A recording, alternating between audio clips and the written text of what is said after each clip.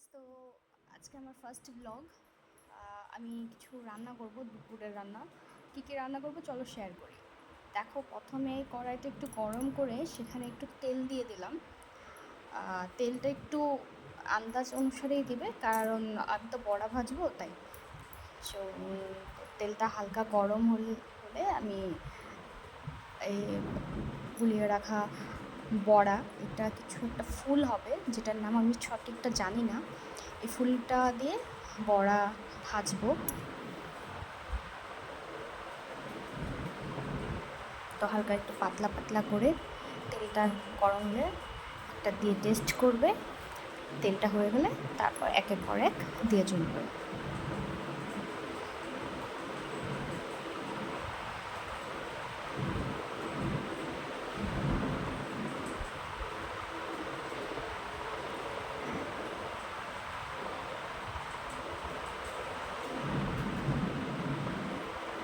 এবার আমার বড়াগুলো সব দেওয়া হয়ে হয়ে গেল কড়াইয়ে। এখন বড়াটা এক পাশে যখন লাল লাল হয়ে উঠবে তখন আমি পাশটা ঘুরিয়ে দিব, উল্টা পাশে আবার ফ্রাই করার জন্য রাখবো। সে দুই পাশে লাল লাল হয়ে গেলে বড়াগুলো আমি উঠিয়ে নিব। তো হয়ে গেছে বড়াটা ভাজা, দেখতেই পাচ্ছ লাল লাল হয়ে গেছে। এগুলোকে এবার তুলে নেব। আর এখানে আমি বাড়িতে বানানো ছানাটা রেখেছি, সেটা আমি ইতিমধ্যে কাট করে নেব। আর এখন আমি এখানে একটা বেটার তৈরি করেছি কচুর বড়া ভাজার জন্য। কচুগুলো কেমন সুন্দর করে একটু কেটে নেবে, যেহেতু এটা আমার শাশুড়ি মা কেটে দিয়েছে তো আমি এটা জানি না। এমন করে কেটে নেবে, দেন বেটারটাতে ভালো করে মিক্স করতে হবে, যাতে ওই যে দিক দিয়ে কাটা হয়েছে সেখানে যেন বেটারটা যায়, তবে তো টেস্টটা বাড়বে, তাই না? তো এইভাবে একটা একটা করে দিয়ে দিব।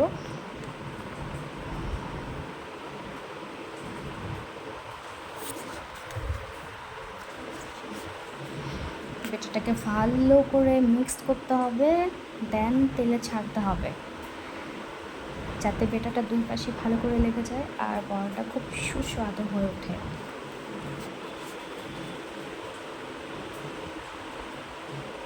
এভাবে আমি একটা একটা করে সবগুলো বড়াই দিয়ে দিব। বড়াটা এক পাশে যখন আবারও লাল লাল হবে তখন বড়াটাকে পাল্টিয়ে উল্টো পাশে আবার লাল লাল করে ভেজে নেব। এটা ভাজতে একটু সময় লাগবে, কারণ এটা তো কচুর বড়া, ভালো করে ফ্রাই না করলে তো আবার গলাতে লাগবে, তাই না?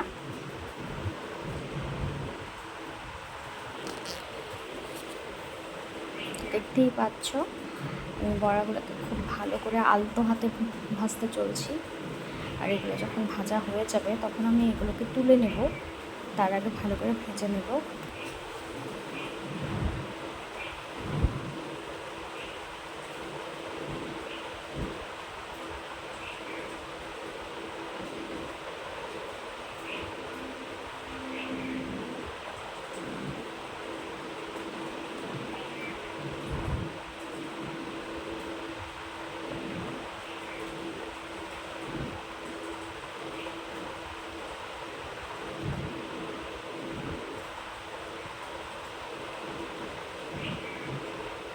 বড়াটা প্রায় হয়েই চললো। এবার এক পাশে আমি ছানাটা রান্না করব, তার জন্য আলু সেদ্ধর জন্য কষিয়ে দিলাম। এবার আলুটাতে হালকা করে একটু লবণ দেব, যাতে আলুটা ভালো মতো সেদ্ধ হয়, আর তাড়াতাড়ি সেদ্ধ হওয়ার জন্য তো লবণটা দরকারই। এবার আমি আলুটাকে কিছু একটা দিয়ে ঢেকে দেব, যাতে অল্প সময়ের মধ্যে আলুগুলো ভালো করে কুক হয়ে আসে। এদিকে দেখো আমার বড়াগুলো কমপ্লিট। এবার আমি এগুলোকে তুলে নিব। আর এখানে ছানাগুলো আমি কেটে তারপর ঠান্ডা জলের মধ্যে রেখেছি। আর এখানে একটা হালকা একটা টিপস দিই, ছানাগুলো বানিয়ে ঠান্ডা জলে রাখবে, তাহলে নরম হলেও সেটা একটু শক্ত হবে, ছানাগুলো ভাজতে সুবিধা হবে। যারা বাড়িতে বানান ছানা খুব নরম হয়ে গেছে তারা এইভাবে পিস করে ঠান্ডা জলে একটু ভিজিয়ে রাখবেন, তারপর ফ্রাই করবেন, দেখবেন একটা ছানাও ভাঙবে না। এদিকে আমার ভাজাগুলো প্রায় কমপ্লিট। এবারে এগুলোকে তোলার পাল্লা। সো হালকা হালকা করে তুলে নিচ্ছি।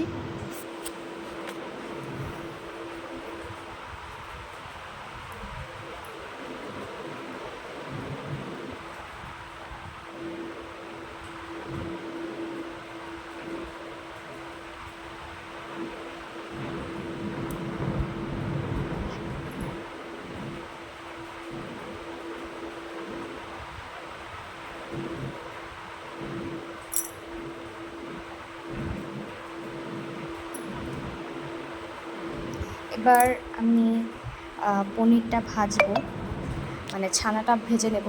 আর তার আগে আমি ছানাটাকে একটু লবণ আর একটু হলুদ দিয়ে মেখে নিয়েছি। আর একটা একটা করে এখন ছাড়বো।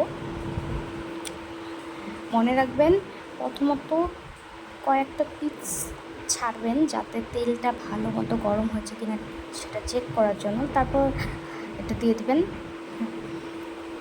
এবার ছানাগুলোকেও আমরা লাল লাল করে, হালকা লাল লাল করে ভেজে নেব। আবার ছানা তো বেশি ভাজলে ভালো লাগে না, তো আপনাদের যেমন ভালো লাগে। অনেকের আছে একটু সাদা সাদা ভালো লাগে, আবার অনেকের আছে একটু লাল লাল ভাজলে ভালো লাগে। যেমন আমার একটু লাল লালটাই ভালো মনে হয়। তো এইভাবে আমি ছানাটা ভেজে উঠিয়ে নেব। এপাশে আমার আলুটাও হয়ে গেছে। এবার এগুলোকে নামিয়ে আলুগুলো আমি ছুলে নেব। এখন তেলটা তো গরম, এখানে আমাকে পুরন দিতে হবে। তো ছানা ভাজার পর আমি কালো জিরা পুরন দিলাম, কারণ আমাকে এটা উশি বানাতে হবে। উশিকে এখানে গ্যাড়াও বলে, আর কে কী বলো তো আমাকে কমেন্টেও জানাবেন। আমরা তো উশি বলি, অনেকেই আছে এটাকে গ্যাড়া বলে। সেটাকে আমি কালো জিরা দিয়ে পুরন দিয়ে এটা ভেজে নেব। এখানে একটু লবণ দেব।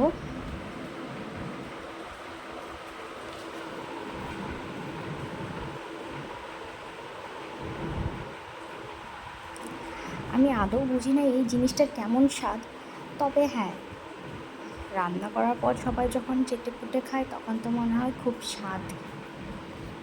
যাই হোক, এখানে হালকা একটু লবণ দিয়ে দিব স্বাদের জন্য। তারপর একটু হলুদ দিয়ে দেব কালারের জন্য। এবার এটাকে নাড়াচাড়া করে একটু সময়ের জন্য ছেড়ে দেব এভাবেই। মনে রাখবেন গ্যাসের ফ্লেমটা একটু লো করে দেবেন, নইলে হয়তো পুড়ে যেতে পারে।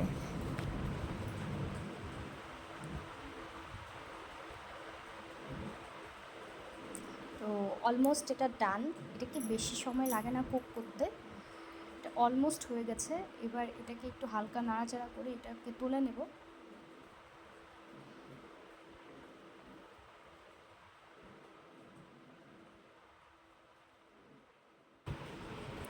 এখানে আমি ফোড়ন দিয়ে দেবো, যেটা তেজপাতা, শুকনো লঙ্কা, জিরা আর গরম মশলা, গোটা গরম মশলা।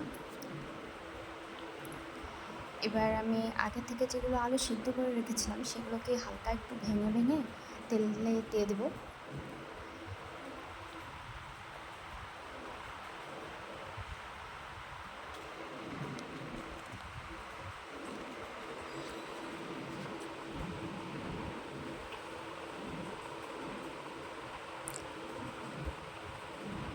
এবার খুব সাবধানে তেলটা গরম হয়ে গেছে, ফোড়নটাও ভালো মতো উঠে এসেছে। এবার আলুগুলো দিয়ে দিলাম। এভাবে আলুগুলোকে একটু নাড়াচাড়া করব।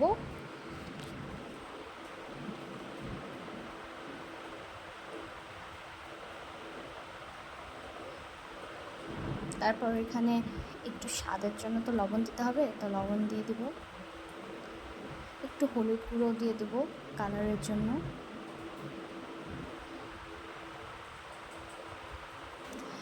এবার আলতো হাতে আলুগুলোকে ভাজতে হবে, যাতে আলুগুলো আর ভেঙে না যায়।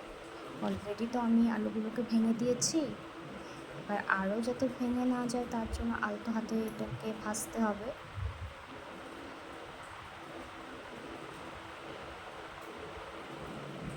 এবার আমি ঝোলে দেওয়ার জন্য মশলা লাগবে সেটা রেডি করছি। এখানে 1 চামচ হলুদ গুঁড়ো, 1 চামচ লাল শুকনো লঙ্কার গুঁড়ো, জিরে গুঁড়ো, ধনের গুঁড়ো, জিরা গুঁড়ো,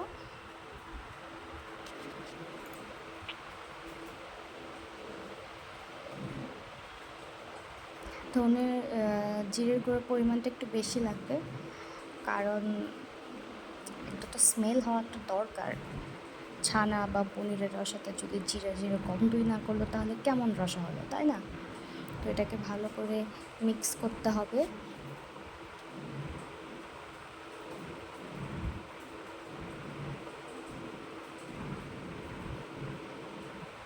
আর একটু জল দিব। এবার মিক্সড করে আলুগুলোতে দিয়ে দিব।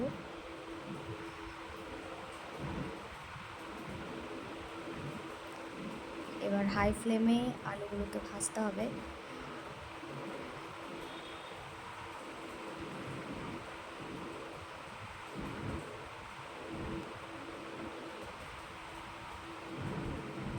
এখানে একটু কালার আনার জন্য চিনি দিয়ে দিব হালকা, যাতে একটু লাল লাল হয়। তারপর আলুগুলোকে ভালো করে কষাতে হবে। কথাতেই আছে না, যত কষাবা তত স্বাদ। তো অলমোস্ট হয়ে গেছে কষানো। এবার এখানে আমি জল দিয়ে দিব পরিমাণ অনুযায়ী, যেমন ঝোল পছন্দ করো তেমন জল দিতে হবে। তো আমি দিয়ে দিলাম।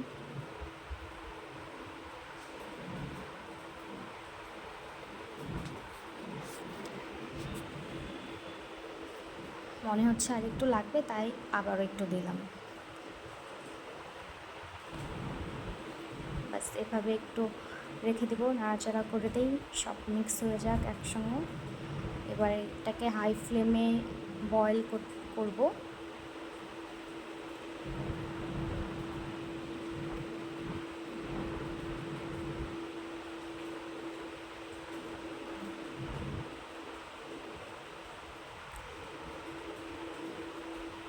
তো মোটামুটি বয়েল হয়ে আসছে। এবার এটাকে লো ফ্লেম করব একটু।